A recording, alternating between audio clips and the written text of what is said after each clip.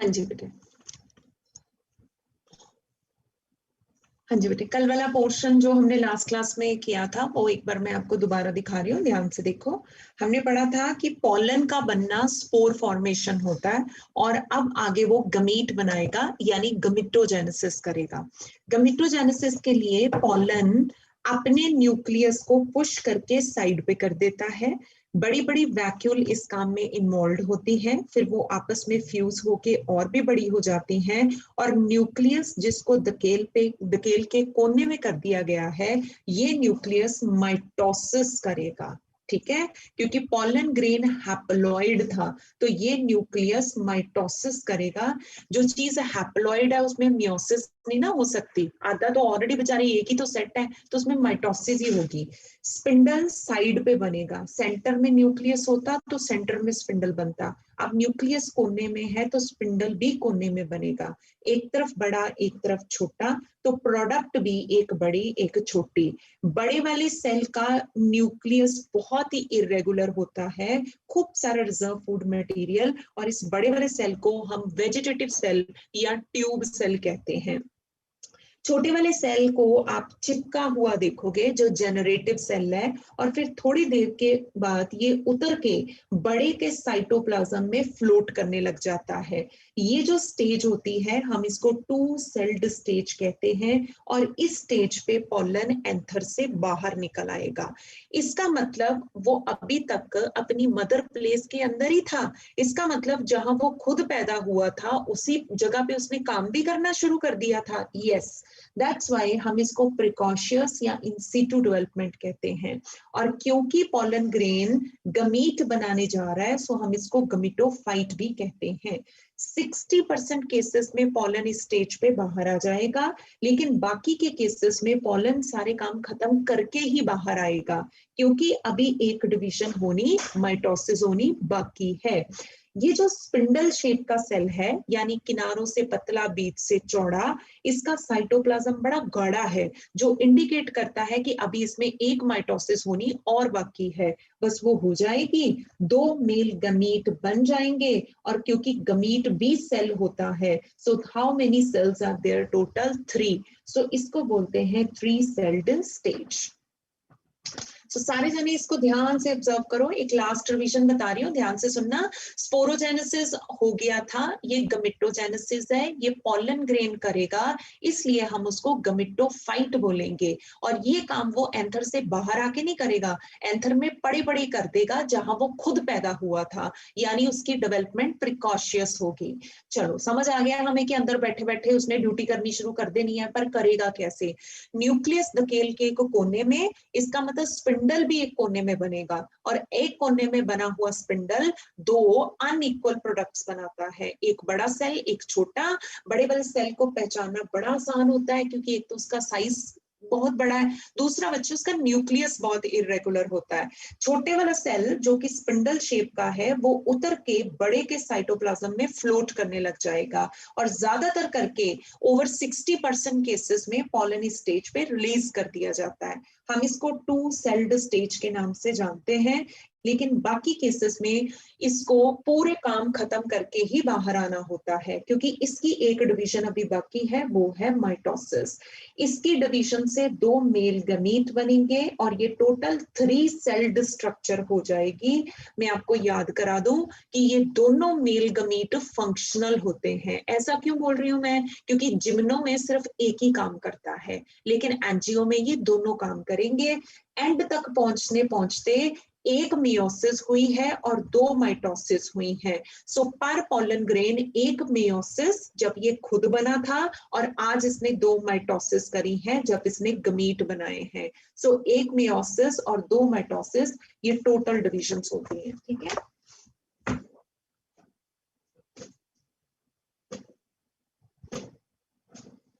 चलो जी आगे बढ़ते हैं। सो मेल पार्ट यहाँ पे खत्म हो गया था, और अब हम एबनॉर्मेलिटीज को देखेंगे।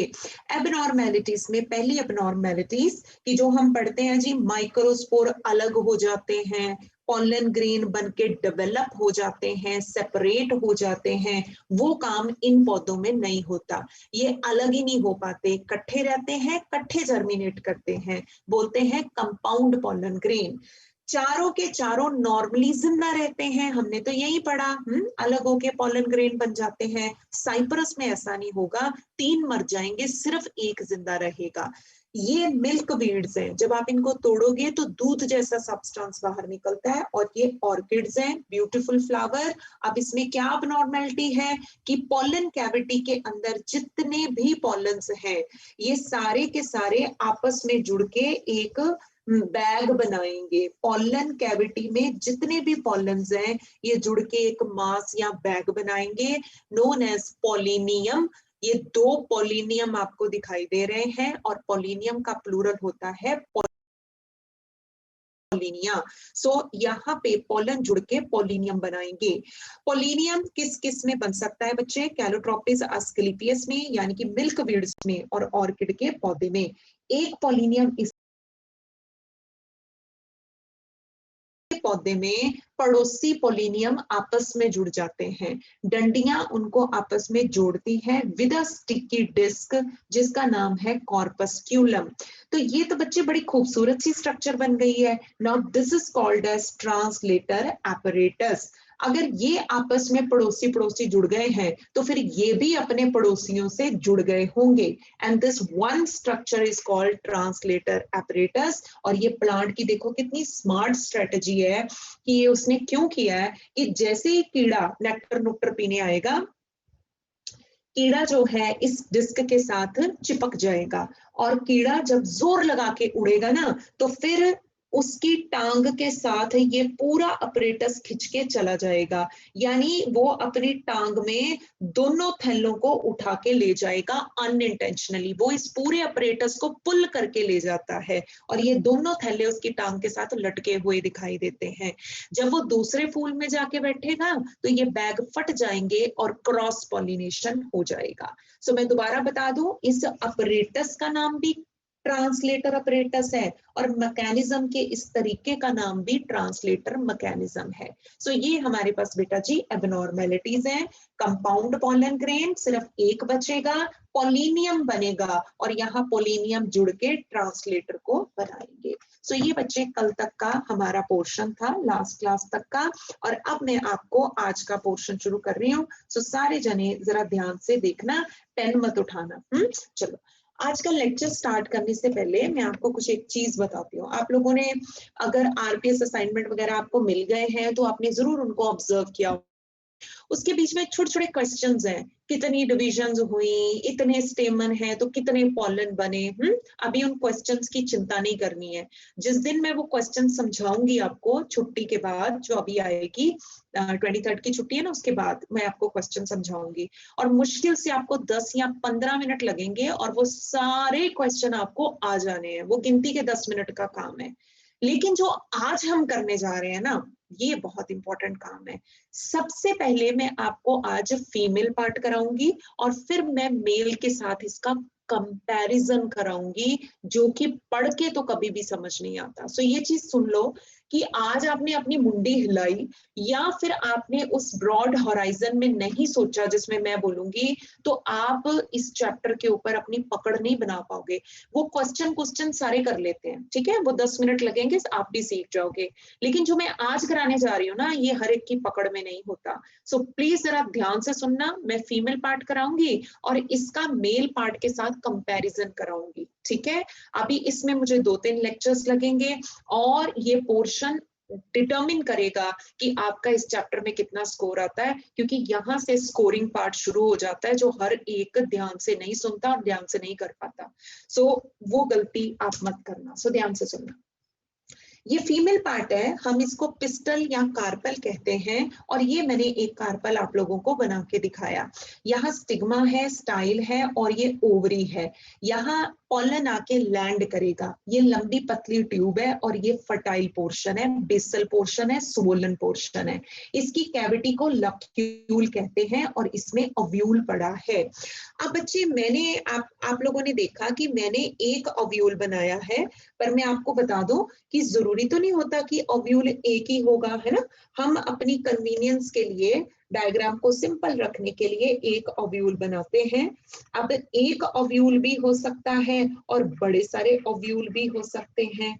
फॉर एग्जाम्पल वीट, आपने लिखना नहीं है, किसी ने पेन नहीं उठाना, किसी ने वीट पैडी, पैडी मतलब राइस, और मैंगो में एक ही ओव्यूल होता है, सो आगे चल के एक ही सीड बनेगा। लेकिन पपाया, वाटरमेलन और ऑर्किड्स में आप जानते हो कि बहुत सारे सीड होते हैं, इसका मतलब बहुत सारे ओव्यूल होते हैं।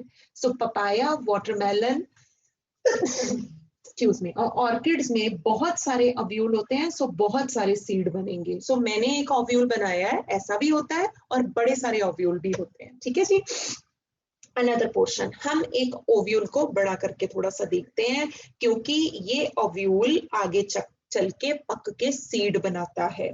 बेटे ये ओवरी से कनेक्टेड मिलेगा, और जो मास इसको ओवरी से कनेक्ट करता है उसका नाम होता है प्लेसेंटा। जैसे मदर और बच्चे के बीच के कनेक्शन को भी क्या बोलते हैं, प्लेसेंटा। ये बच्चे इसकी डंडी है ओव्यूल की, और इस डंडी का नाम है फनिकल या फनिक्यूलस, और ये ओव्यूल की बॉडी है। बॉडी और डंडी के बीच के जंक्शन को हाइलम बोलते हैं। सो मेरे ख्याल से बहुत सिंपल टर्मिनोलॉजी है जो अभी तक आपने देख ली होगी। दोबारा बताती हूँ, ये कार्पल है, ये एक भी हो सकता है, बड़े सारे भी हो सकते हैं। अगर ये बड़े सारे हैं तो इसको मल्टी या पॉलीकार्पिलरी कहते हैं। तो बेटे बड़े सारे हैं, फिर तो देखना पड़ेगा कि फ्री है कि फ्यूज्ड है। फ्री कार्पल का नाम होता है एपो, जो कि पुरानी और लेस कॉमन कंडीशन है, और फ्यूज्ड का नाम होता है सिन, जो कि ज्यादा कॉमन और एडवांस कंडीशन है। खैर, मैं आपको एक कार्पल बना के दिखा चुकी हूँ। ये स्टिग्मा है जहां पॉलन आके लैंड करेगा। ये लंबी पतली ट्यूब है जिसका नाम है स्टाइल। ये बेसल स्वोलन इनलार्ज्ड पोर्शन है जिसका नाम है ओवरी, और इसके अंदर पड़ा है ओव्यूल। ओव्यूल एक भी हो सकता है, ये केसेस हैं, बड़े सारे भी हो सकते हैं, ये केसेस हैं। एक ओव्यूल होगा तो आगे चल के एक ही सीड बनेगा, बड़े सारे ओव्यूल होंगे तो बड़े सारे सीड बनेंगे। जैसे पपीते और वाटरमेलन को खोलो तो बड़े सारे सीड्स होते हैं, और ऑर्किड की तो पहचान ही ये है कि इसमें छोटे छोटे बड़े सारे सीड्स होते हैं। हम एक ओव्यूल को थोड़ा सा बड़ा करके देखते हैं। ये कनेक्शन है मदर के साथ, ओवरी के साथ, प्लेसेंटा, ये डंडी है फनिकल, और ये बॉडी है। डंडी और बॉडी के बीच के जंक्शन को हम हाइलम कहते हैं। डंडी और बॉडी, नीचे डंडी ऊपर बॉडी, ऑफ कोर्स जिस पॉइंट पे दोनों कनेक्टेड हैं, that junction is called as a hilum. But before that आप इसको ड्रॉ करो। मैं आपको एक बड़ी मजेदार और इंपॉर्टेंट चीज बताती हूँ जो आप लोगों के लिए बिल्कुल नई है आज। पिस्टल और कार्पल का नाम आपने सुना होगा, और अभी तक आपने यही पढ़ा होगा कि पिस्टल कार्पल सेम होते हैं। सेम होते हैं, सिनोनिमस लिए जा सकते हैं, बट नॉट ऑलवेज। क्लास रह गई। माइक अपना ऑफ करो बच्चे। पिस्टल और कार्पल जो होते हैं, हम इनको सिनोनिमस लेते हैं। ध्यान से सुनना, इधर उधर बातें नहीं करो और अपना टाइम नहीं वेस्ट करो। पिस्टल और कार्पल को सिनोनिमस लेते हैं, पर वो हमेशा बराबर होंगे ये जरूरी नहीं है। कार्पल मैंने आज आपको करा दिया, ये कार्पल था। अब जरा पिस्टल देखो क्या होता है। पिस्टल होता है बच्चे फ्री यूनिट ऑफ गाइनोशियम, जो आपको दिखाई देता है ना, वो पिस्टल होता है। एग्जाम्पल सुनो, यहाँ पे 3 कार्पल हैं और वो फ्री हैं, यहाँ पे 3 कार्पल हैं और वो फ्यूज्ड हैं। फ्री वालों को बोलेंगे एपोकार्पस, फ्यूज्ड वाले को बोलेंगे सिनकार्पस। पुत्र जी कार्पल 3 हैं, मैंने लिख दिया। आप कहते जो दिखाई देता है वो पिस्टल होते हैं, तो दिख भी 3 ही रहे हैं मुझे, 3 स्टिग्मा, 3 स्टाइल, 3 ओवरी, तो पिस्टल भी 3 हो गए। अब यहाँ देखो, कार्पल तो 3 है, पर आपको दिखाई क्या दे रहा है? हमें तो एक ही यूनिट दिखाई दे रहा है। I could see only 1 stigma, 1 style, 1 ovary. तो जो दिखाई देता है वो पिस्टल होता है, तो यहाँ तो एक पिस्टल है।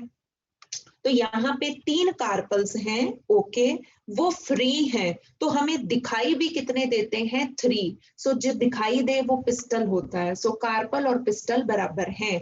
यहाँ पे कार्पल 3 हैं लेकिन जुड़ गए हैं, तो जुड़ के तो फिर एक ही यूनिट बनेगा और हमें एक ही चीज दिखाई देगी। सो यहाँ पिस्टल 1 आ जाएगा। सो कार्पल पिस्टल बराबर हो इसकी कोई गारंटी नहीं है। एपो में वो बराबर होते हैं लेकिन सिन में वो बराबर हो इसकी कोई गारंटी नहीं है। ठीक है, इसको रिपीट करेंगे लेकिन सबसे पहले आप इसको ड्रॉ करो, दोनों को तसल्ली से अपनी कॉपी में लिखो।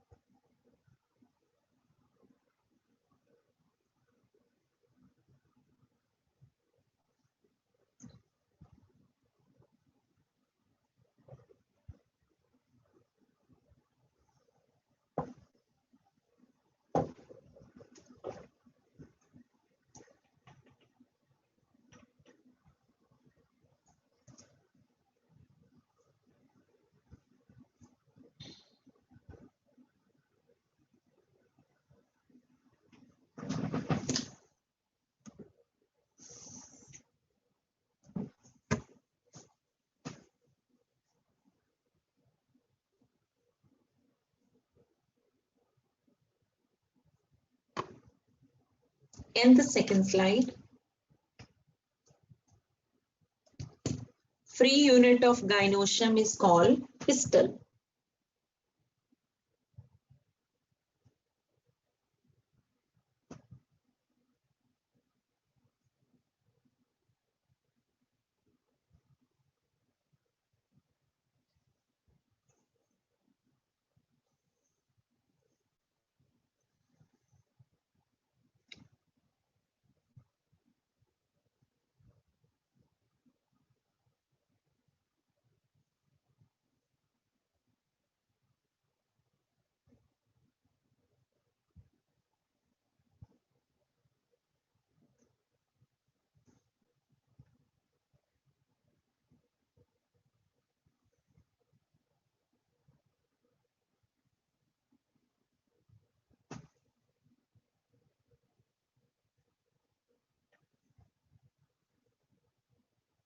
चलो, ओके, मुस्कान, अनन्या नोट कर लिया बच्चे आपने? दिया, मानस,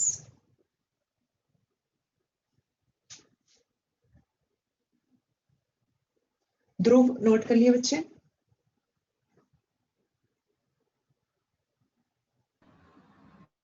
ओके, चलो। एक बार मैं आपको फटाफट बता देती हूँ, दोबारा सुन लो, और लास्ट रिवीजन है ये इन दोनों स्लाइड्स की, क्योंकि इसके बाद मैं इन दोनों पे वापस नहीं आऊंगी। ये बेसिक इंफॉर्मेशन है।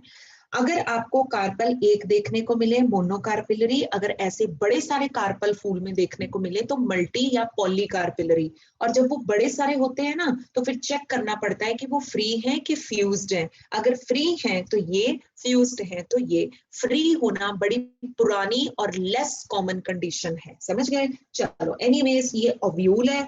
ओव्यूल की बॉडी और डंडी के कनेक्शन को हाइलम के नाम से जाना जाता है। और ओव्यूल एक भी हो सकता है, वीट, पैडी, मैंगो, और ओव्यूल बड़े सारे भी हो सकते हैं, या जैसे कि पपाया, वाटरमेलन और ऑर्किड्स। ठीक है जी। अनदर पोर्शन, क्या पिस्टल और कार्पल 100% सिनोनिमस हैं? क्या वो हमेशा दोनों टर्म सेम होती हैं? नहीं बच्चे, एपो में सेम होती हैं, सिन में पता नहीं। फॉर एग्जाम्पल, पिस्टल होता है जो दिखाई देता है, वो पिस्टल होता है। सपोज कर लो यहाँ 3 कार्पल हैं, और वो फ्री हैं, यहाँ 3 कार्पल हैं और वो फ्यूज्ड हैं। अब यहाँ कार्पल 3 हैं और दिखाई भी 3 ही यूनिट दे रहे हैं, सो कार्पल भी 3, पिस्टल भी 3। अब यहाँ कार्पल तो 3 ही है पर यूनिट तो एक ही दिखाई दे रहा है ना, सो 1 पिस्टल। सो यहाँ कार्पल पिस्टल बराबर है, लेकिन यहाँ कार्पल पिस्टल बराबर नहीं है। सो हमेशा कार्पल पिस्टल बराबर होंगे, इसकी कोई गारंटी नहीं है। ठीक है बच्चे, अब हमारा आज का मेन पोर्शन बिल्कुल पेन डाउन, और जहां मैं पूछूं आप लोग मुझे आंसर करोगे।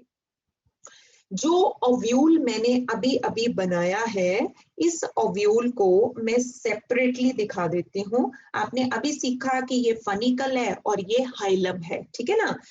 ओव्यूल के बाहर आपको कवर देखने को मिलेगा, हम इस कवर को इंटेगुमेंट के नाम से जानते हैं। और बेटा जी हमने पढ़ा हुआ है कि एंजियोस्पर्म में इंटेगुमेंट एक भी हो सकती है और इंटेगुमेंट 2 भी हो सकती हैं। जो एंजियो होते हैं ना, उसमें 1 या 2 इंटेगुमेंट होती हैं। ये कवर है, समझ रहे हो।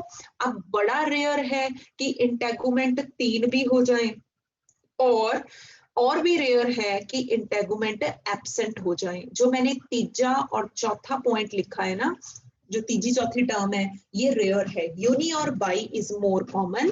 आपको या तो एक इंटेगुमेंट देखने को मिलेगा या 2 इंटेगुमेंट्स देखने को मिलेंगी। फॉर एग्जाम्पल जो हायर डाइकॉट्स होते हैं, ध्यान से सुनना, बनाना किसी ने नहीं, जो हायर डाइकॉट्स होते हैं, जैसे कि सनफ्लावर की फैमिली एस्टरेसी, और ऐसे ही जो जिम्नोस्पर्म होते हैं उसमें यूनिटेगमिक कंडीशन होती है। हमने +1 में पाइनस जिम्नो पढ़ा था, उसमें यही कंडीशन थी। बाईटेगमिक कंडीशन भी आपको डाइकॉट्स और मोनोकॉट्स में देखने को मिलेगी। सो ध्यान से देखोगे तो एक चीज दिखेगी कि एंजियो में दोनों कंडीशंस होती हैं, यूनी भी और बाई भी, और जिम्नो में सिर्फ यूनी कंडीशन होती है। सो एंजियो में दोनों हो सकती हैं और जिम्नो में सिर्फ यूनिटेगमिक कंडीशन है। हालांकि ट्राई और एटेगमिक होना भी किसी किसी एंजियो में देखने को मिलेगा। सो ये हमारा है फर्स्ट पोर्शन। आपको यहाँ पे एक मास दिखाई देगा जो कि बेसिकली पैरेन्काइमा सेल्स का ही मास होता है, जो रिजर्व फूड मटेरियल से भी भरा पड़ा है। So you would see a mass here जो कि रिजर्व फूड मटेरियल से भरा हुआ है, और इस मास का नाम होता है न्यूसेलस। और हमें बड़े ध्यान से देखना पड़ता है कि वो लेस डेवलप्ड है कि मोर डेवलप्ड है, और अच्छी बात होगी अगर वो लेस डेवलप्ड है। लेस डेवलप्ड होना अच्छी बात है, एडवांस कैरेक्टर है, समझिए। कभी कभी रिडक्शंस होना अच्छी बात होती है। तो अगर ये वाला टिश्यू कम डेवलप्ड है तो ये एडवांस कैरेक्टर माना जाएगा। और जितने भी एंजियो जिनके पेटल आपस में फ्यूज्ड होते हैं, एडवांस्ड एंजियो होते हैं, उनमें यही कंडीशन है। सो ये एडवांस कंडीशन है और एडवांस्ड एंजियो में देखने को मिलेगी। बट सम टाइम आपको ये बड़ा ही मैसिव नजर आएगा, बहुत ज्यादा अमाउंट में नजर आएगा, फिर ये पुरानी कंडीशन मानी जाएगी। तो ऑफ कोर्स ये पुराने एंजियो में देखने को मिलेगी। पुराने एंजियो कौन से होते हैं? जिनके पेटल्स आपस में फ्री होते हैं। सो टैनुई एडवांस कंडीशन है एडवांस एंजियो में, और क्रासी पुरानी कंडीशन है पुराने एंजियो में। टैनुई होता है लेस डेवलप होना न्यूसेलस का, और क्रासी होता है मोर डेवलप्ड होना न्यूसेलस का। लेकिन बच्चे आपको इसके अंदर एक बहुत ही खूबसूरत सी और बड़ी ही डिफरेंट स्ट्रक्चर देखने को मिलती है, जो मैं आज आपको डिटेल में एक्सप्लेन करने वाली हूँ। बस फिलहाल मैं इसका नाम लिख के छोड़ रही हूँ, इसका नाम है एम्ब्रियो सैक। ठीक है जी। अच्छा, anybody in the class who can tell me कि ये सीधा ओव्यूल है? ये ओव्यूल है बेटा, ध्यान से सुनना, ये ओव्यूल है। अब आप कहोगे सडनली ये ओव्यूल टर्म क्या आ गई है? तो पुत्र जी ये मेगास्पोरेंजिया है। मेगास्पोरेंजिया ही है, पर ये कवर्ड वाला मोटा वाला मेगास्पोरेंजिया है। इंटेगुमेंटेड मेगासपरंजिया है और जिम्नो और एंजियो में ही ऐसा होता है, सो हम इसको इंटेगुमेंटेड मेगासपरंजियम कहेंगे। अब इतना लंबा लंबा नाम लेना तो बड़ा मुश्किल हो जाएगा, इंटेगुमेंटेड मेगासपरंजिया, तो छोटा नाम क्या है इसका, ओव्यूल है। कोई थोड़ा सा फ्लैशबैक में जाओ और सोचो कि ये टर्म कभी हमने 11th में यूज करी, मेगासपरंजियम। बिल्कुल बच्चे, हमने ऑलमोस्ट हर प्लांट में ये वाली टर्म यूज करी थी, मेगासपरंजियम। फर्क ये था कि लोअर प्लांट में टेरिडोफाइट तक इसके आजू बाजू कवर नहीं होता। स्लेजिनिला याद आया आपको, वहां भी ये था पर कवर नहीं था, और जैसे ही जिम्नो एंजियो आए इसके आजू बाजू कवर आ गया, ये मजबूत हो गया। अब इतने मजबूत मेगासपरंजियम को हम कोई तो नाम स्पेशल देंगे और वो बोलते हैं ओव्यूल, जो जिम्नो और एंजियो में होता है, और यही है जो पक के सीड बनाता है। मेल पार्ट के साथ कंपैरिजन करो, जो अच्छे से पढ़ाई कर रहे हैं उन्होंने अपने दिमाग में सोचा कि ये मेल के कौन से पोर्शन के बराबर है। बेटे मेल में जो हमने 4 कैविटीज नहीं पढ़ी थी जिसमें पॉलन मॉलन बनाए थे, जो गोले पड़े थे हमने 4, है ना, एंथर को काटो तो 4 गोले, याद है, ये उसके बराबर है। नाम से ही पता चल रहा है, वो माइक्रोसपरंजियम था और ये मेगासपरंजियम है। तो पता है जो आज स्लाइड पे डायग्राम दिख रही है आपको, ये किसके बराबर है, ये उन 4 गोलों के बराबर है जिससे हमने इस चैप्टर को शुरू किया था। वो माइक्रोसपरंजियम था, ये मेगासपरंजियम है। बस ये मोटा है, मजबूत है, इंटेगुमेंटेड है, तो इसको ओव्यूल बोल देते हैं। लोअर प्लांट में ये मजबूत नहीं होता तो मेगासपरंजिया बोल देते हैं। लेकिन सीखो इस चीज को, और ये कंपैरिजन पढ़ के नहीं समझ आते हैं, ये कंपैरिजन क्लास में सुन के समझ आते हैं। जो आपने इन गोलों का स्टेटस देखा वही इसका स्टेटस है, वो माइक्रोसपरंजियम था, ये मेगासपरंजियम है।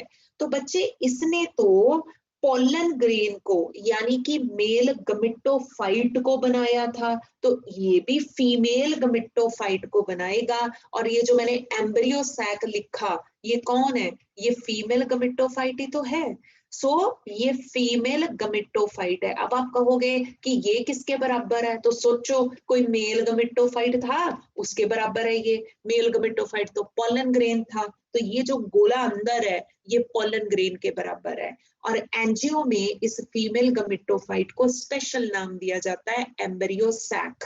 ठीक है, अब इससे पहले कि मैं इसकी कहानी सुनाऊं, मैं आपसे कुछ क्वेश्चन करना चाहती हूँ कि ये जो ओव्यूल आप लोगों ने अभी अभी देखा, क्या ये सीधा ओव्यूल है कि उल्टा वाला ओव्यूल है, और अगर ये उल्टा है या घुमा हुआ है तो ये कितने डिग्री पे घुमा हुआ है, बताओ शाबाश।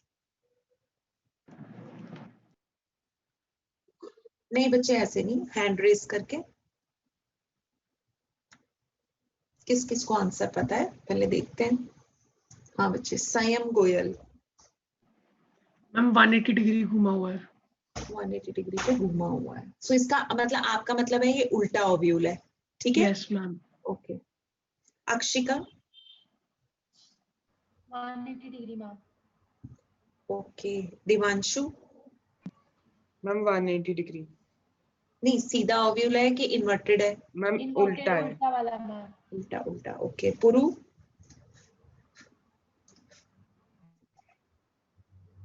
180 डिग्री पे, शाबाश। क्योंकि हम लोगों ने ये चीज सीखी हुई है कि भगवान ने जब इस ओव्यूल को पैदा किया था तो उन्होंने जिम्नो में इसको पैदा किया था और उसका मुंह ऊपर था, ये सीधा ओव्यूल था। एंजियो तक पहुंचते पहुंचते इसका मुंह नीचे चला गया, ये 180 डिग्री पे घूम चुका हुआ ओव्यूल है, ठीक है। सो सारे एक तरफ, इस तरफ देखो, लुक एट मी, ये ऐसे करके ओव्यूल था, इसका मुंह ऊपर की तरफ था जब भगवान ने बनाया था जिम्नो में इसको पहली बार, ठीक है। और एंजियो तक पहुंचते पहुंचते मोस्टली 80% एंजियोस्पर्म्स में क्या हो जाता है कि ये ऐसे घूम जाता है, मुंह इसका ये लो नीचे आ गया, 180 डिग्री पे घूम जाएगा, ठीक है। कभी कभी ये और भी एंगल्स पे घूम जाता है जो हम पढ़ेंगे, लेकिन मोस्टली एंजियो में ये 180 डिग्री पे घूम जाता है। ये उल्टा ओव्यूल है। रिया हैंड डाउन करो, ऐसे उल्टे ओव्यूल को ही तो मैंने बनाया है, 180 डिग्री पे घूमा हुआ ओव्यूल है। याद रखना, ऐसे ओव्यूल को जो 180 डिग्री पे घुमा हुआ होता है, उल्टा होता है, इसको हम एनाट्रोपस ओव्यूल कहते हैं या इन्वर्टेड ओव्यूल कहते हैं, जो कि मोस्टली एंजियो में देखने को मिलता है। अब एक और चीज, जब भगवान ने ओव्यूल बनाया था तो उन्होंने सीधा बनाया था, मुंह ऊपर की तरफ था, नोन एज माइक्रोपाइल, और बेस नीचे की तरफ था, चलाजा। तो फिर इसमें क्या होगा, माइक्रोपाइल यहाँ पे होगा, चलाजा ऊपर की तरफ होगा। तो ये मुंह होता है ओव्यूल का, नोन एज माइक्रोपाइल, और ये बेस होता है ओव्यूल का, नाम है इसका चलाजा। डायग्राम की तरफ ऑब्जर्व करो, ये मुंह था माइक्रोपाइल, ये बेस था चलाजा। अब अगर ये घूम जाएगा तो ऑटोमेटिकली मुंह नीचे आ जाएगा और बेस ऊपर चला जाएगा। सो ये बेसल पोर्शन होता है। ये ऊपर क्यों बनाया मैंने, क्योंकि ये 180 डिग्री पे घुमा हुआ ओव्यूल है, और इस बेसल पोर्शन को चलाजल एंड कहते हैं। और बहुत इंटरेस्टिंग है कि जो इंटेगुमेंट्स अराइज करती है ना, वो भी इसी जगह से अराइज करती हैं, और आगे की तरफ इंटेगुमेंट एब्सेंट होती हैं, और इस ओपनिंग को माइक्रोपाइल कहते हैं। इससे पहले कि हम इसको एक बार रिवाइज करें, मैं आपको सिर्फ एक एम्ब्रियो सैक ना अंदर से हल्का सा बना के दिखाती हूँ। यहाँ पे एग होगा, एग की हेल्प करने के लिए साइनर्जिड्स होंगे, साथ में 2 पोलर न्यूक्लियाई लटके हुए मिलेंगे, और इस तरफ आपको एंटीपोडल सेल देखने को मिलेंगे। और ये वाली डायग्राम अभी मैं आपको मैग्नीफाई करके दिखाऊंगी। फिलहाल हमने देखना कि ये कौन है और कहाँ पड़ा है। बच्चे, ये एम्ब्रियो सैक है जो फीमेल गमिटोफाइट है, पोलन ग्रेन के बराबर है, और कहाँ पड़ा है वो आप लोग देख रहे हो, ये एंटीपोडल सेल आ जाएंगे बच्चे। These are called as polar nuclei. और जो आपको ऊपर की तरफ दिखाई दे रहा है, हम इन तीनों सेल्स को मिला के बोलते हैं एग अपरेटस। ये जो भी मैंने अंदर बनाया, इसका एक मैग्नीफाइड व्यू भी दूंगी, लेकिन फिलहाल हमारा मेन मोटिव है ओव्यूल को समझना। सो रिपीट करें, इससे पहले आप इसको कॉपी पे ड्रॉ करो।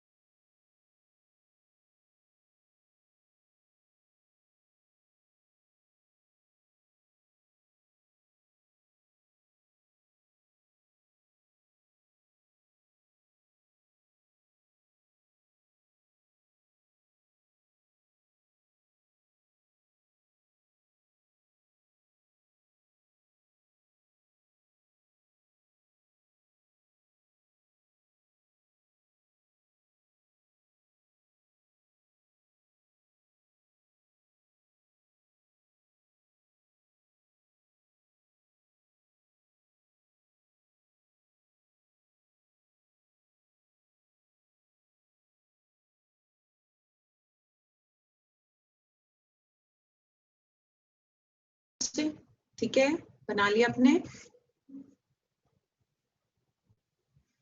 गुरु, दिवांशु, संयम,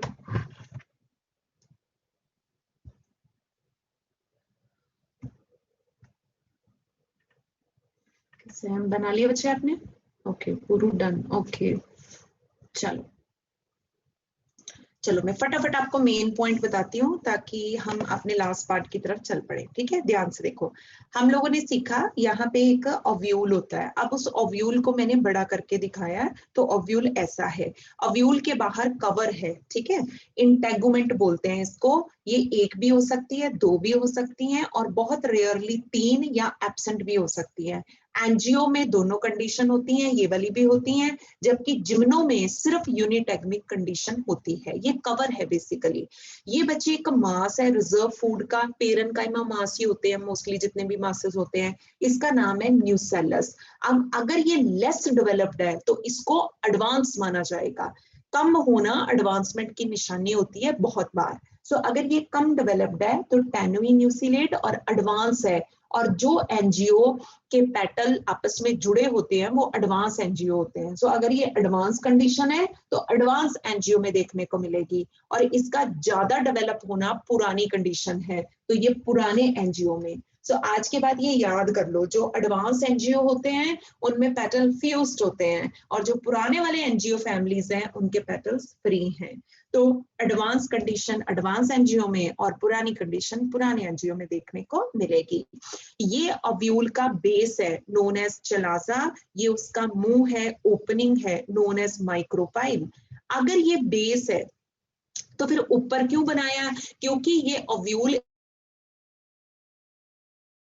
180 डिग्री पे घूमा हुआ है। ये ओव्यूल सीधा ओव्यूल नहीं है। भगवान ने मुंह ऊपर ही बनाया था, पर ये घूम गया है तो मुंह नीचे की तरफ आ गया है। पर स्टिल हम इसको बेसल पार्ट ही कहेंगे, चलाजा, और ये वही पार्ट है जहां से इंटेगुमेंट भी अराइज करती हैं।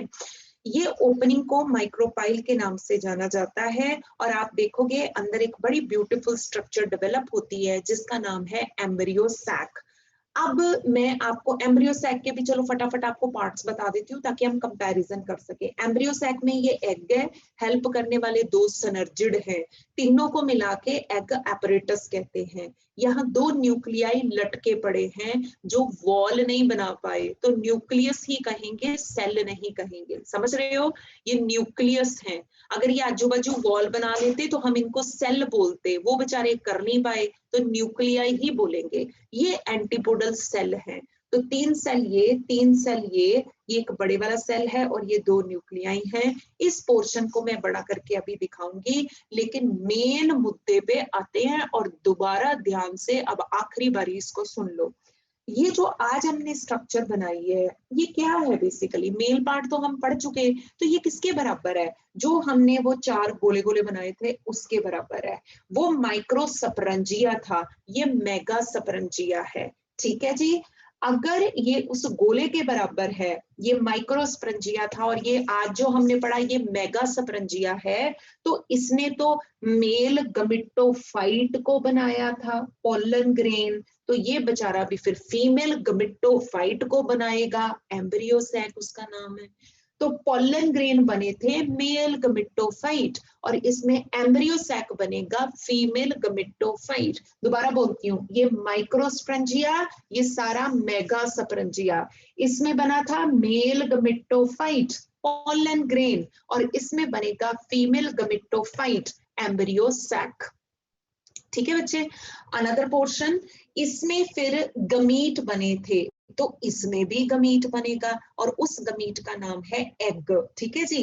अब इस पोर्शन को, इस फीमेल गमिटोफाइट को मैं बड़ा करके दिखाऊं, इससे पहले आप मेरी बात को जरा ध्यान से सुनना।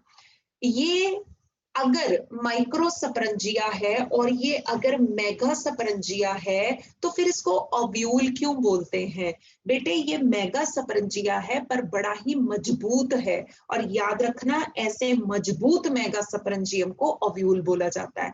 लोअर प्लांट्स में ये वीक होता है, हायर प्लांट्स में जिम्नो एंजियो में मजबूत हो जाता है। अच्छा, फिर तो बड़ा लंबा नाम नहीं हो जाएगा मजबूत वाला मेगा सपरंजिया इंटेगुमेंटेड में? तो इसलिए इसको छोटा नाम देते हैं ओव्यूल, और ये निशानी है जहां ये मजबूत हो जाएगा वहीं सीड बनता है, तो जिम्नो और एंजियो में ही सीड बनता है।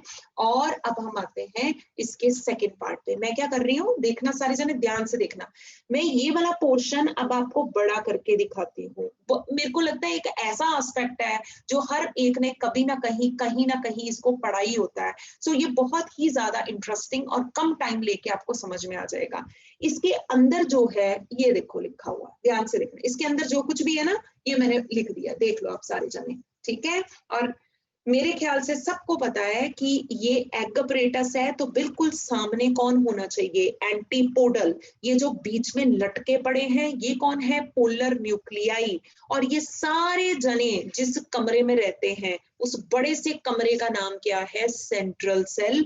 आप इसको कैसे रिकॉग्नाइज करोगे, central cell is containing lots of Golgi bodies and lots of vacuole. तो ये बड़ा कमरा जिसमें सारे जने आके सेटल हो गए हुए हैं, इस बड़े कमरे का नाम सेंट्रल सेल है। जो बिल्कुल फोकस करके सुन रहे हैं ना उन्होंने जरूर इस चीज को नोटिस किया होगा। एक मिनट मैंने यहाँ उल्टा बना दिया, गिव मी 1 मिनट। हाँ, जो आप 1 मिनट मुझे दो तो मैं इसको ठीक कर देती हूँ।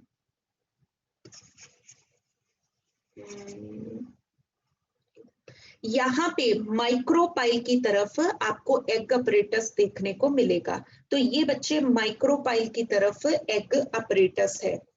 अपने मेन क्वेश्चन पे आने से पहले मैंने ना इसको उल्टा कर दिया, आप ठीक कर लो, इसको फटाफट कर लो ताकि फिर स्लाइड कोई छूटे ना आज वाली। ये एंटीपोडल्स हैं, इस तरफ होते हैं। अच्छा, एग अपरेटस में एग होगा और 2 सनर्जिड होंगे, ऊपर एंटीपोडल्स होंगे, ठीक है। अच्छा अब देखो खोलो जरा दिमाग, अब मैंने उल्टा कर दिया है ना। यहाँ एग अपरेटस था जो माइक्रोपाइल की तरफ होता है और एंटीपोडल चलाजा की तरफ होते हैं। दोबारा बोलती हूँ, to avoid any type of confusion, अपना पेन जरा 2 मिनट ड्रॉप कर दो, बाद में ठीक ठूक करना, पहले एक बार समझ लो। क्या ठीक करना है, कैसे ठीक करना है, पहले समझ लो। माइक्रोपाइल की तरफ एग अपरेटस होता है हमेशा और चलाजा की तरफ एंटीपोडल सेल होते हैं। माइक्रोपाइल की तरफ एग अपरेटस होता है और चलाजा की तरफ एंटीपोडल्स होते हैं। लेकिन बेटा जी जब आपको ये वाली स्ट्रक्चर बड़ी करके दिखानी हो ना तो फिर एग अपरेटस को ऊपर लेना है, माइक्रोपाइल को यहाँ नीचे, और अकेला दिखाओगे तो माइक्रोपाइल को ऊपर लेना है। अब आप कहोगे ऐसे क्यों करना है, माइक्रोपाइल तो नीचे की तरफ होता है, तो अकेला दिखाऊंगी तो माइक्रोपाइल ऊपर क्यों करूं, क्योंकि भगवान ने तो ऊपर ही बनाया था। एज ए रूल माइक्रोपाइल तो भगवान ने ऊपर ही बनाया था, वो तो एनजीओ में पलटी खा के नीचे चला गया, पर एक्चुअली एज ए रूल तो ये ऊपर ही होना चाहिए ना। तो जब अकेला बेटा दिखाओगे ना तो माइक्रोपाइल को हमेशा ऊपर दिखाना है, एग अपरेटस हमेशा ऊपर दिखाना है, पर जब पूरी स्ट्रक्चर दिखाओगे तो माइक्रोपाइल नीचे है तो एग अपरेटस भी नीचे ही आएगा। पेन ड्रॉप करके रखना। एग और सनर्जिड मिलके एग अपरेटस बनाते हैं। एग की हेल्प करने के लिए ये साइनर्जिड्स होते हैं, ये पोलर न्यूक्लियाई हैं, ये एंटीपोडल सेल हैं और ये बड़ा सा कमरा जिसमें सारे समाये हुए हैं। मैंने एक क्वेश्चन बोला है अभी अभी आपको, नीट का क्वेश्चन था कि सेंट्रल सेल की पहचान कैसे होगी। इसमें बच्चे खूब सारा रिजर्व फूड मटेरियल होता है, बहुत सारी गोल्जी बॉडीज और बहुत सारी वैक्यूल्स होती हैं। एंटीपोडल सेल का कोई खास काम नहीं है, फर्टिलाइजेशन के बाद इनको हम देखेंगे ये डीजनरेट हो जाएंगे, लेकिन कुछ साइंटिस्ट ऐसा मानते हैं कि ये काम करते हैं।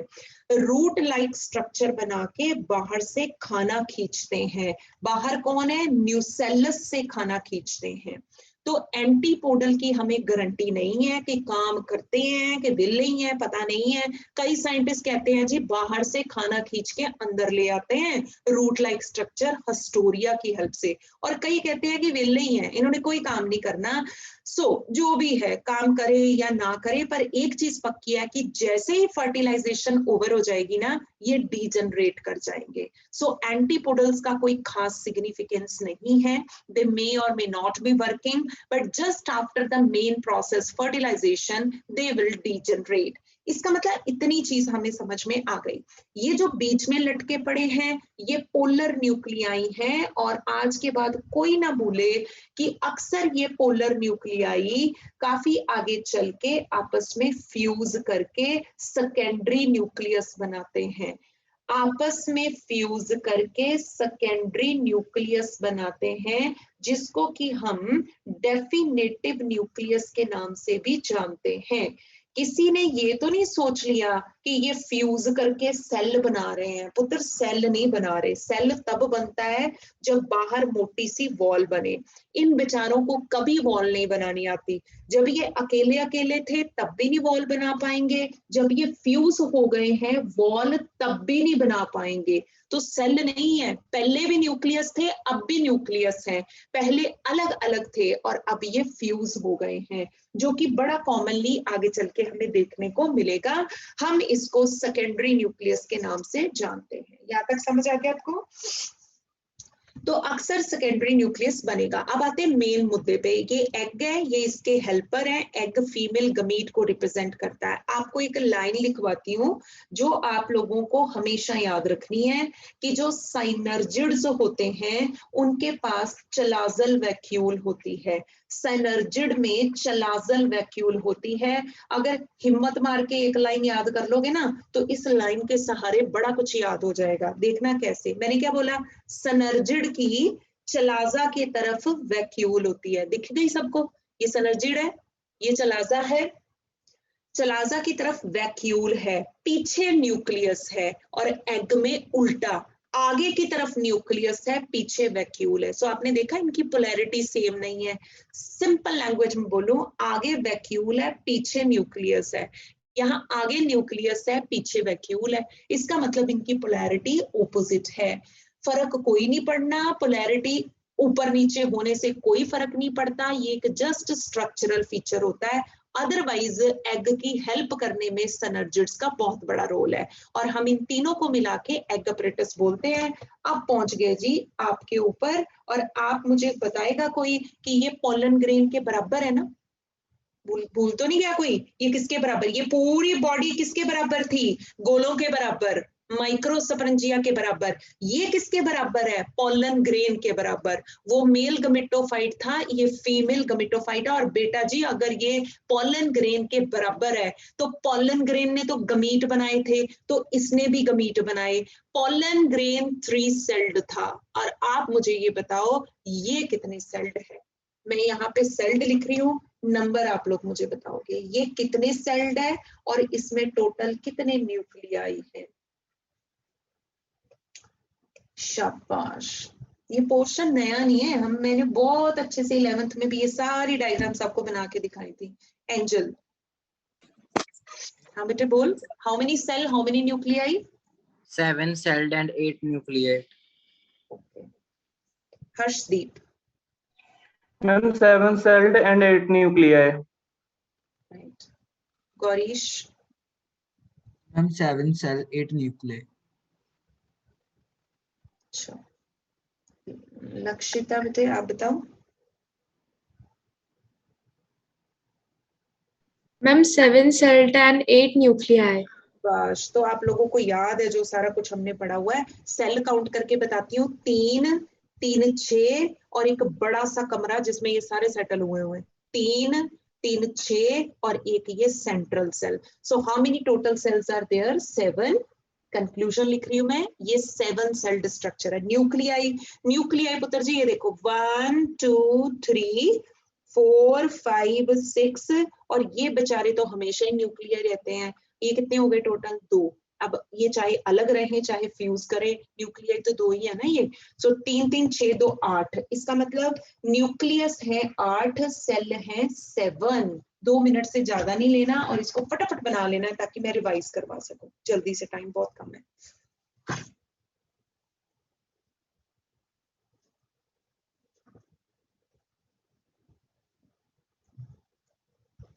हैंड डाउन कर लो बच्चे। Dhruv, Jiya, Riya, Lakshita please. Thank you. Jiya Sachdev, thank you.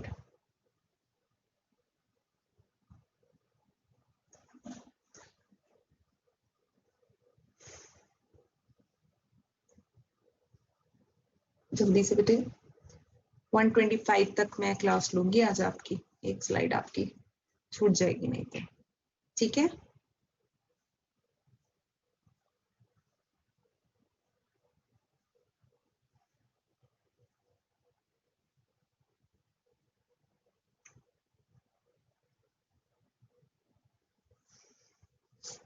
चलो, आज की स्लाइडें पहले देख लो, मैंने जितनी भी कराई हैं एक बार सारे ऑब्जर्व कर लो, फटाफट देख लो। ये एक कार्पल है, ऐसे बड़े सारे भी हो सकते हैं। अगर बड़े सारे हैं तो ये फ्री आप फ्यूज्ड भी हो सकते हैं। फ्री होना पुरानी कंडीशन है, फ्यूज्ड होना नई कंडीशन है। ओव्यूल एक भी हो सकता है इनमें, ओव्यूल बड़े सारे भी हो सकते हैं इनमें। ओव्यूल ओवरी से प्लेसेंटा से कनेक्टेड है। ओव्यूल की डंडी को फनिकल कहते हैं और ये बॉडी और डंडी के कनेक्शन को हाइलम के नाम से जाना जाता है। ठीक है, आगे बढ़ते हैं। पिस्टल कार्पल हमेशा सेम हो ये जरूरी नहीं है, क्योंकि पिस्टल वो होता है जो दिखाई देता है। जब तो ये फ्री है तो कार्पल भी 3 है और दिखाई भी 3 ही यूनिट दे रहे हैं। लेकिन अगर ये फ्यूज कर गए तो कार्पल 3 है लेकिन दिखाई तो 1 ही यूनिट दे रहा है। सो यहाँ दोनों का नंबर डिफर कर जाएगा। सो कार्पल पिस्टल एपोकार्पस में बराबर होते हैं, सिन कार्पस में कोई गारंटी नहीं। ठीक है, ये हम लोगों ने पढ़ा ओव्यूल है बच्चे। ये ओव्यूल किसके बराबर है? ये ओव्यूल उन 4 गोलों के बराबर है जो हमने इस चैप्टर की शुरुआत में सीखा। वो माइक्रोस्प्रंजिया था, ये मेगास्प्रंजिया है। ठीक है, उसने मेल गमिटोफाइट को बनाया था पॉलन ग्रेन, ये फीमेल गमिटोफाइट को बनाएगा एम्ब्रियोसैक। सो ये कंपैरिजन दोबारा बोलती हूँ, इस चैप्टर का कोर एरिया है। जो सीख गया बेड़ा पार हो गया, और जो रट्टा मारेगा इन कंपैरिजंस को नहीं सीखेगा क्वेश्चन में कहीं ना कहीं फंसेगा। ये माइक्रोस्प्रंजिया, ये माइक्रोस्प्रंजिया, ये मेगास्प्रंजिया। इसमें मेल गमिटोफाइट बनेगा, इसमें फीमेल गमिटोफाइट बनेगा। उसके अंदर मेल गैमीट बने थे, इसके अंदर फीमेल गैमीट बनेगा। और दोबारा बता दूं, माइक्रोपाइल की तरफ बनेगा। बोलते हैं एग, और आजू बाजू के दोनों सेलों को मिला के बोलते हैं एग अपरेटस। ये पोलर न्यूक्लियाई है और चलाजा की तरफ एंटीपोडल है। वैसे तो चलाजा बेसल पार्ट होता है, पर यहां मैंने ऊपर क्यों बनाया? क्योंकि ये ओव्यूल 180 डिग्री पे पलटी खाया हुआ है। इंटेगुमेंट 1, 2 या रेयरली 3 और एब्सेंट होते हैं। बच्चे एंजियो में सारी कंडीशन हो सकती हैं, लेकिन जिम्नो में सिर्फ यूनिटेगमिक कंडीशन होती है। समझ गए? माइक्रोपाइल को हम ऐसे भी डिफाइन करते हैं जहां इंटेगुमेंट एब्सेंट है। सो मेन चीज पे आते हैं। इसका मतलब ये जो गोला ऑरेंज कलर का देख रहे हो, ये पॉलन ग्रेन के बराबर है। वो मेल गमिटोफाइट था, ये फीमेल गमिटोफाइट है। उसने मेल गमीट्स बनाए थे, ये फीमेल गमीट को बनाएगा। कैसे बनाएगा मैं अभी सिखाती हूं, लेकिन देख लो कि गमीट बनने के बाद कैसा दिखाई देता है। मैंने ये नहीं सिखाया कि गमीट इसने बनाया कैसे है, मैंने ये सिखाया कि गमीट बन गया तो ये दिखेगा कैसे, आप इसको पहचानोगे कैसे। तो बच्चे माइक्रोपाइल की तरफ एग अपरेटस है। अब आप कहोगे यहाँ तो एग अपरेटस नीचे बनाया, क्योंकि माइक्रोपाइल नीचे था। लेकिन जब अलग से दिखाते हैं ना, तो एज ए रूल माइक्रोपाइल को हमेशा ऊपर दिखाओ, क्योंकि भगवान ने उसको ऊपर ही बनाया। तो एग अपरेटस में ऊपर दिखाऊंगी। ये एंटीपोडल है, ये पोलर न्यूक्लियाई है, और ये सब सेंट्रल सेल के अंदर फिट हुए हुए हैं। सेंट्रल सेल को पहचानने का तरीका, lots of reserve, lots of Golgi body and lots of vacuole. Polar nuclei अकेले अकेले भी रह सकते हैं, और आगे चल के वो अक्सर फ्यूज भी कर जाते हैं, नॉन एज सेकेंडरी न्यूक्लियस और डेफिनेटिव न्यूक्लियस। अब इस टोटल स्ट्रक्चर को आप लोग देखो तो आपको एक एंटीपोडल सेल दिखाई देंगे, जिनका कोई बहुत ज्यादा सिग्निफिकेंस नहीं है, और अक्सर फर्टिलाइजेशन के बाद वो गायब हो जाते हैं। दोनों सेल की पोलैरिटी अलग है। अगर आगे वैक्यूल है, पीछे न्यूक्लियस है, तो यहाँ आगे न्यूक्लियस है, पीछे वैक्यूल है। पर ये उल्टी पोलैरिटी का कोई फर्क नहीं पड़ता, ये जस्ट उनका एक स्ट्रक्चरल फीचर है। सेल काउंट करें, 3, 3, 6 और एक बड़े वाला यानी कि 7। न्यूक्लियाई काउंट करें, 3, 3, 6 और ये 2 बीच वाले। इसका मतलब ये पॉलन ग्रेन के बराबर तो है, पर वो सिर्फ 3 सेल्ड था और ये 7 सेल्ड है। सो फर्क देखा आपने, मेल गमेटोफाइट 3 सेल्ड था और फीमेल गमेटोफाइट 7 सेल्ड है। और आज का लास्ट पोर्शन, पेन मत उठाने की गलती करना कि ये बना कैसे, ये तो फाइनल स्ट्रक्चर है, ये बनी कैसे। हमने सीखा है भी पहले स्पोर बनता है फिर गमीट बनता है, तो वो तो फीमेल पार्ट में हमने पढ़ा ही नहीं, स्पोरोजेनेसिस गमीटोजेनेसिस वो सब हुआ होगा तभी इस फाइनल स्ट्रक्चर पे पहुंचेंगे ना। इसका मतलब मेल से कंपेयर करो तो अभी वो इवेंट्स तो हमने पढ़ी नहीं जो उसमें हुई थी, ये कैसे बन गया। इसका मतलब यहाँ भी स्पोरो और गमीटोजेनेसिस हुआ होगा। पेन नहीं चलाना किसी ने भी, ध्यान से सुनना है।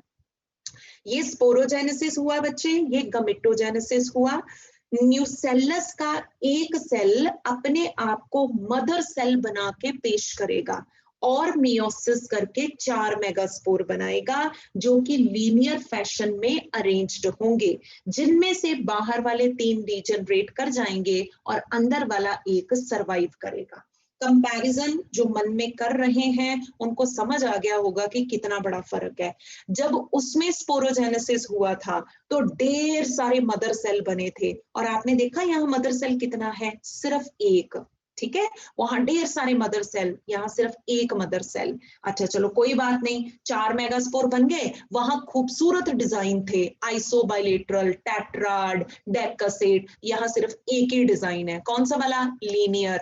और बेचारे चारों में से भी सिर्फ एक ही बचेगा। इसका मतलब यहाँ तो जबरदस्त रिडक्शन है। और मैं पहले भी बता चुकी हूँ कि रिडक्शन होना एडवांसमेंट की निशानी भी हो सकती है। तो इससे ये नहीं कहना कि ये तो खराबी हो गई है, ये खराबी नहीं हो गई है, ये बड़ी अच्छी स्ट्रैटेजी होती है ताकि थोड़ी चीज बनाई जा सके और अच्छे से बनाई जा सके, समझ गए। तो वो देखो, ये न्यूसेलस का एक सेल जो एपिडर्मस से थोड़ा सा नीचे यानी सरफेस से थोड़ा सा नीचे होगा, हाइपोडर्मल न्यूसेलर सेल हम उसको कहेंगे, ये कहेगा कि मैं मदर सेल बनूंगा, मैं मदर सेल के तौर पे बिहेव करूंगा। So there is only one mother cell, micropyle की तरफ ये मदर सेल पैदा होगा। दोबारा बता दूं किसका सेल है, न्यूसेलर का। कहां पड़ा है, सरफेस से नीचे। क्या बोलते हो जो सरफेस से नीचे होता है, हाइपोडर्मिस। और ये देखो सिर्फ एक मदर सेल है, गिनती के 4 मेगास्पोर बनेंगे, सिर्फ बेचारे एक ही फैशन में लगे मिलेंगे। कोई यहाँ आपको आइसोबाइलेटरल, डेकासेट कुछ नहीं, सिर्फ लीनियर। और उसमें से भी आउटर वाले मर जाएंगे, इनर वाला बचेगा। और पुत्र जी जो बचेगा वो 3 राउंड ऑफ माइटोसिस करेगा।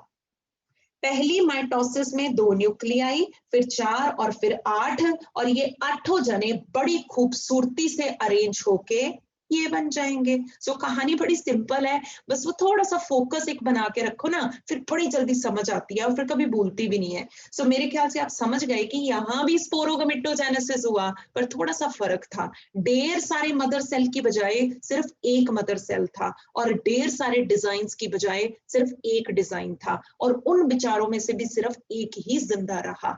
जो जिंदा रहा उसने गमीट बनाए 3 राउंड ऑफ माइटोसिस करके। बेटा माइटोसिस में डुप्लीकेशन होता है, 2 न्यूक्लियाई, फिर 4, फिर 8, और 8 जनों ने खूबसूरती से अपने आप को अरेंज कर लिया। अरेंज कर लिया तो फिर ये बन गया। इसका मतलब ये प्रोडक्ट होती है, this is the final product after sporogenesis and gametogenesis. वहां हमने माइक्रो माइक्रो बोला था, यहाँ हम मेगा मेगा बोलेंगे, मेगा स्पोरोजेनेसिस, मेगा गमीटोजेनेसिस। मैं आपको बता दूं कि घबराना नहीं है, ये पोर्शन हम बहुत धीरे धीरे लेते हैं। अब कम से कम मैंने 2 बार आपको ये और रिवाइज करवाना है, इसलिए बिल्कुल घबराए बिना एक काम कर लो, रिक्वेस्ट है मेरी, टाइम तो हो गया, बस डायग्राम बना लो ताकि मैं अगली क्लास में इसको एक बार थॉरोली रिवाइज करवा सकूं। ठीक है, डायग्राम बना लो जल्दी से।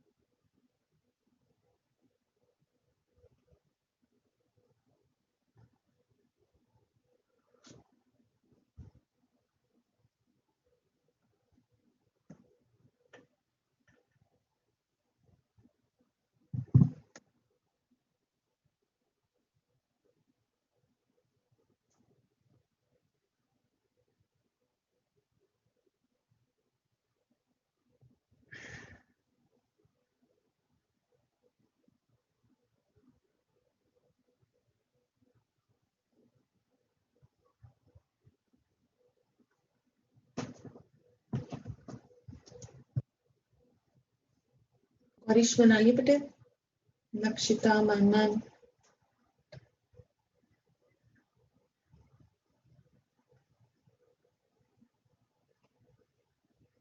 Okay, done done done, okay okay, जिन्होंने बना लिया दे कैन लीव।